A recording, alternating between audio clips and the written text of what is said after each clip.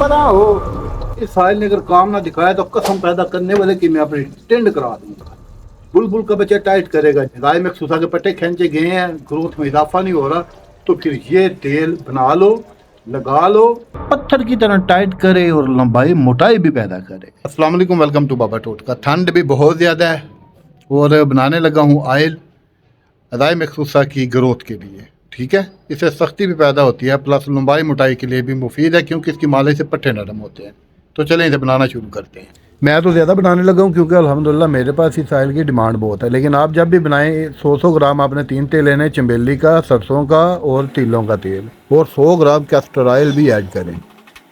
इसके बाद जो जड़ी बूटियाँ ऐड होगी वो भी आपको दिखाता हूँ। हरा तीन मुसफ़ा आप ले लें, तकरीबन आप ले लें 2 तोले, आपके लिए काफ़ी होगा। दाल चीनी आप ले लें 50 ग्राम।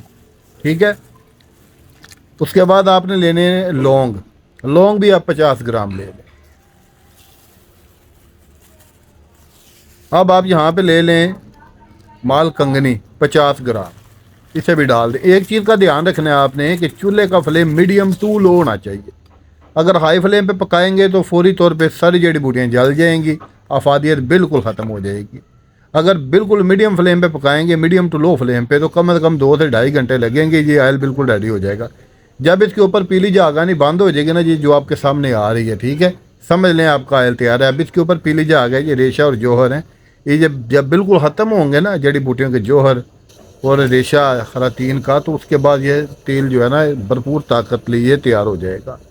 अब उस वक्त तक इसे पकाते रहें जब तक इसकी पीली झाग ऊपर से ख़त्म ना हो जाए। कम अज़ कम 1 से 1.5 घंटा ज़रूर लगेगा आपका, क्योंकि मीडियम टू लो फ्लेम पे आपने पकाना है ना इसे। जो लोग कहते हैं ना कि हाथ का ज़्यादा इस्तेमाल करने की वजह से जो पुर्दे का फ़ायदा है वो छोटा भी हो गया और बिल्कुल चिछड़े की तरह हो गया। इसकी मालिश करें ना 10 से 15 दिन, तो फिर इसका रिज़ल्ट जब आपको मिलेगा तो फिर आप मुझे जोलियाँ उठा के दुआएँ भी देंगे।